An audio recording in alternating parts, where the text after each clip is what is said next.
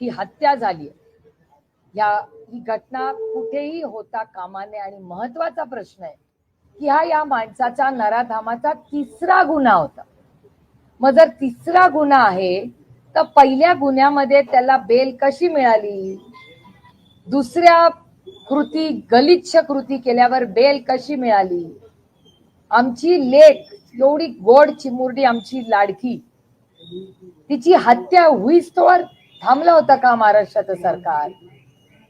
काल पोलिसांनी अतिशय यंत्रणा लावली, पण हीच यंत्रणा जर पहिल्याच गुन्ह्यानंतर या नराधामाला फाशी मिळाली असती तर पुढच्या 2 महाराष्ट्राच्या लेखी वाचल्या नसत्या का?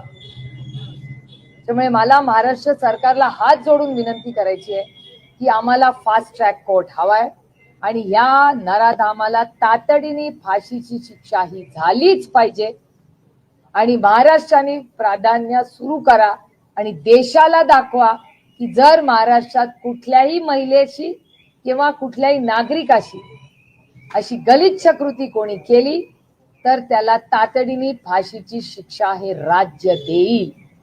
हा एक मेसेज हे अपेक्षित आहे आम्हाला महाराष्ट्राच्या सरकारकडून. फास्ट ट्रॅक कोर्टाचं तुम्ही म्हणताय, पण पुण्यातलं जे शिवाजीनगर कोर्ट आहे तिथे फास्ट ट्रॅकच्या ज्या केसेस आहेत ते चालवण्यासाठी स्पेशल कोर्टच नाहीये, साध्या कोर्टात ते चालवलं जातं, त्यामुळे विलंब होत आहेत. मग फास्ट ट्रॅकचा आदेश देऊन आश्वासन देऊन उपयोग काय? आश्वासन नकोय आम्हाला ऍक्शन पाहिजे.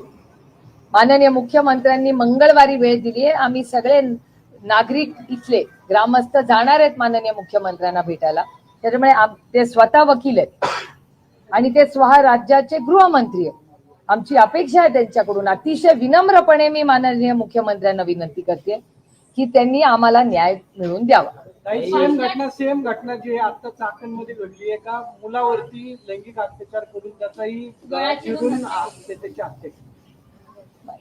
वर्दीची भीती राहिलीच नाही. ही विकृती कशी वाढते? ज्या वर्दीचा सार्थ अभिमान आम्हाला आहे, महाराष्ट्राच्या पोलिसांना मला सार्थ अभिमान आहे, पण मग त्या वर्दीची का भीती राहिली नाही सामान्य माणसाला या विकृतीला? म्हणून काहीतरी ऍक्शन घेणं गरजेचं आहे आणि ते केलं पाहिजे. याआधी देखील अशा घटना समोर आल्या आहेत. फास्ट ट्रॅक कोर्टात चालू असं आश्वासन देतात, मात्र त्याच्यानंतर काही होताना दिसत नाही. पण ह्याचा पाठपुरावा आम्ही सगळे मिळून करणार आहोत आणि जोपर्यंत या मुलीला न्याय मिळत नाही, त्या कुटुंबाला न्याय मिळत नाही, आम्ही स्वस्थ बसणार नाही. पोलीस प्रिव्हेंटिव्ह ऍक्शन घ्यायला हवं होतं, कारण 3 गुन्हे या आरोपीला याबद्दल केले. पोलीस कुठेतरी कमी पडलेले आहेत का? नाही, अर्थातच आता आम्ही माहिती घेतोय. मी एसपी नाही विचारले, एसपी माहिती घेत आहेत की आधीच्या 2 गुन्ह्यानंतर ह्याला बेल मिळालीच कशी? या माणसाला त्यांच्या गावातून बाहेर काढून टाकलेलं आहे, हकलून दिलं होतं त्याला गावातून. मग जर गावातून हकलून दिलेला माणूस आपल्या नसरापूरमध्ये आलाच कसा? पोलिसांनी का लक्ष दिलं नाही? एक तर त्याला बेलच कशी मिळाली, हाच पहिला मुद्दा आहे माझा. पोलीस स्टेशन होतं ते शिफ्ट करण्यात आलं. तेच मी तुम्हाला म्हणले ना, मी अगिलशी माझं बोलणं झालेलं आहे. शिफ्ट करताना पोलिसांनी कायदा सुव्यवस्थेची काळजी घ्यायला हवी होती.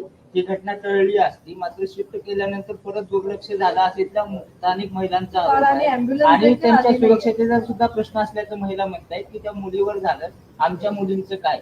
हा प्रश्न पूर्णपणे रास्त आहे.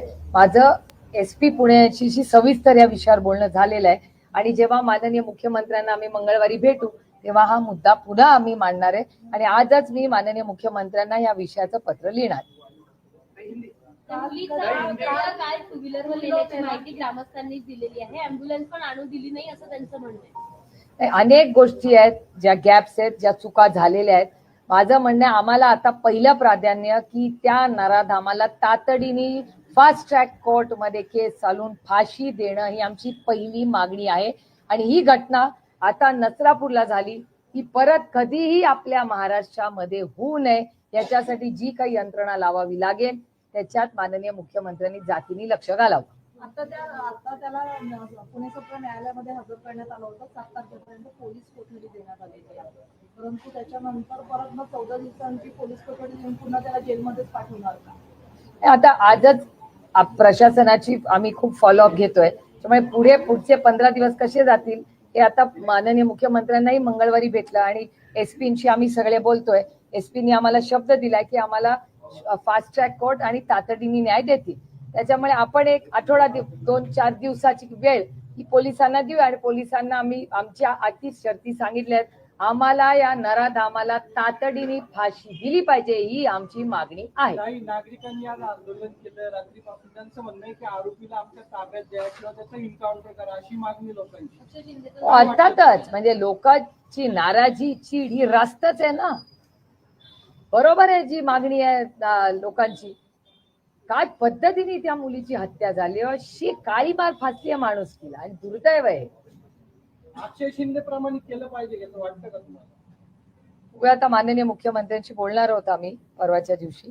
परवा आमची मीटिंग आहे तेव्हा बघ त्यांना आम्ही या सगळ्या गोष्टींची माहिती देणार.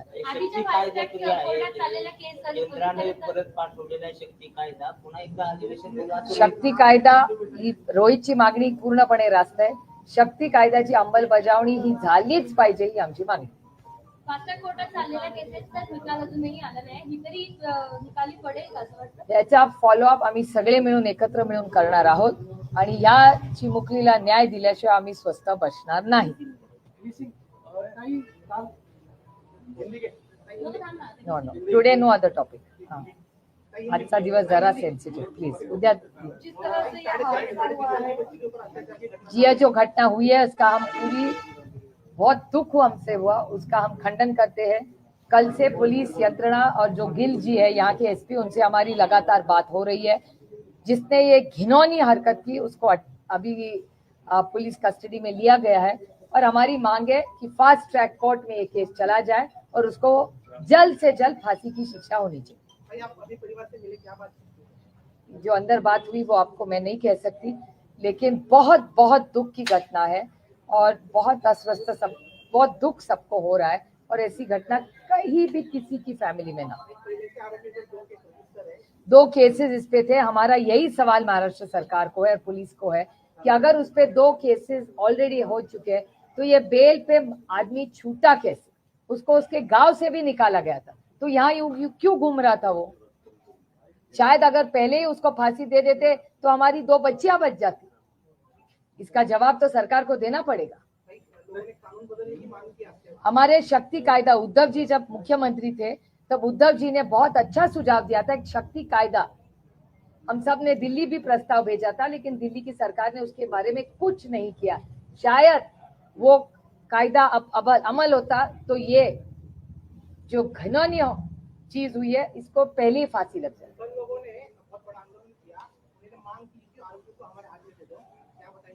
ये जो भावना है आप सोचिए, एक बच्ची, छोटी सी बच्ची की जिस तरह हत्या हुई है. देखिए आपने इमोशंस भी समझने चाहिए ना. जिस तरह से एक गंदी घिनौनी चीज हुई है तो मतलब आप सोचिए लोगों में मन में गुस्सा है, दुख है, रो रहा है पूरा नसरापुर कब से. इन सब की इच्छा है कि वो मुख्यमंत्री जी से बात करें. इस राज्य के गृह मंत्री है, उन्होंने मंगलवार को टाइम दिया है ग्रामस्थ से. तो हम सब इस मामले में कोई राजनीति नहीं करना चाहते. हम सिर्फ बच्ची को न्याय देना चाहते. We are hugely disappointed with what has happened. We are shocked for a man who has done this complete atrocity and murdered a little young child. It's just a ghastly, cowardly act. We condemn it wholeheartedly. The man had 2 cases against him. My question to the government is, if the first case, how did he get bail? And had he would have got bail, how on what grounds did he get bail? This guy should have been hung after the first case. Our 2 daughters would have been saved. We are meeting the Honorable Chief Minister on Tuesday. The people, the villagers, all our colleagues have asked for time. We will urge him that we want this to be in a fast track court and this man should be hung immediately.